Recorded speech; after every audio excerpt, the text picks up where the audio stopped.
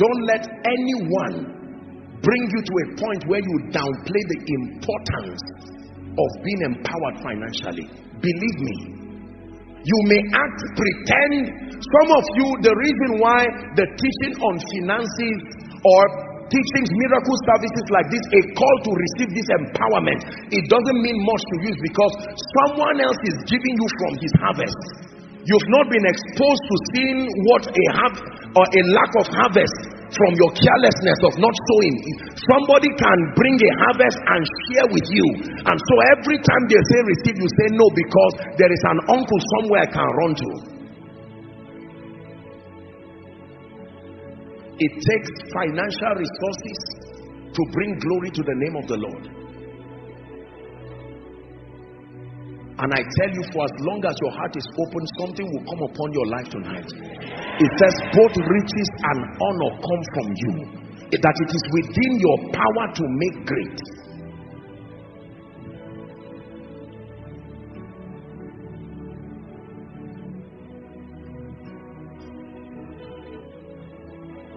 Isaiah chapter 48 and verse 17.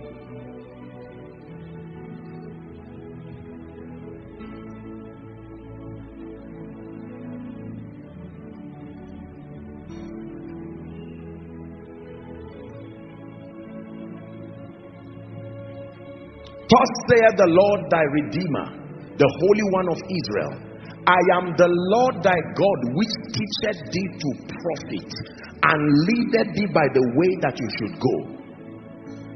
God, listen carefully, God, not a job. God, not a business.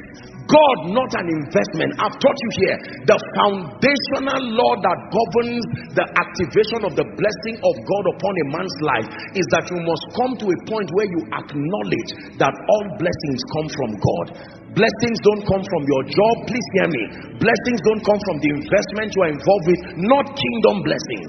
Blessings does not come from your real estate or whatever it is you are involved with. The challenge with many believers, and that's the reason why we are not able to see the power of God, is that our minds are on the vehicles and the platforms that help us to prosper, not the one who gives the prosperity. The vehicles are only profitable to you when God has authorized it to come to you. Are we together now? It is very important. The Bible says, except the Lord builds a house, they labor in vain that build it. Except the Lord watches over a city, he said the watchman watcheth but in vain. It is vain to wake up in the morning early and to sleep late at night, only to eat the bread of sorrow. Please look at me. Listen to what I'm teaching you tonight.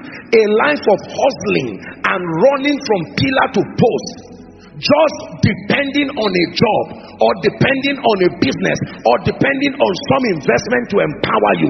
You can become, your investment can work well for you, and one sickness can destroy an investment of 10 years within 1 month. One armed robber can come and attack you and collect everything you have labored for. It is the blessing of the Lord that maketh rich. Let me drum it again to our spirits respectfully.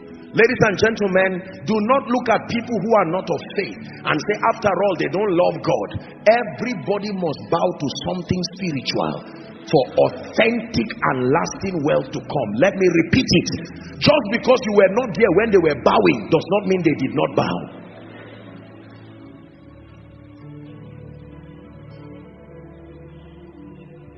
It is impossible to rise beyond a certain threshold of wealth. See, there are levels of wealth. When you get to bar, it's not goods and services you sell again. It is your allegiance and your fraternity with the Spirit that continues your journey from that point. Ask any wealthy man. Some of you here, God has granted you the privilege to be millionaires and billionaires. You know I'm not lying. Please, away with all that talk that just makes you ignore spirituality out and just believe that it was just brain work.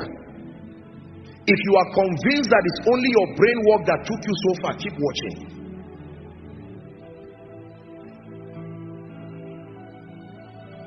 There are results that men cannot get.